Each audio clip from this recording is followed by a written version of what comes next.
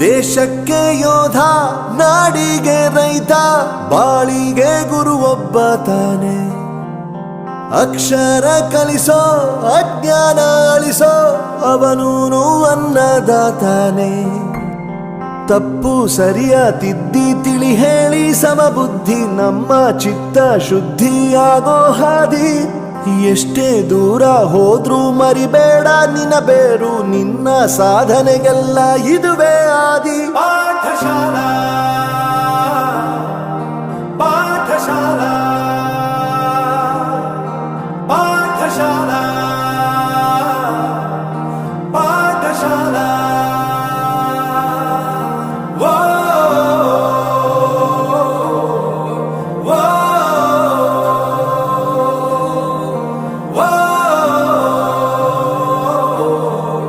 Whoa.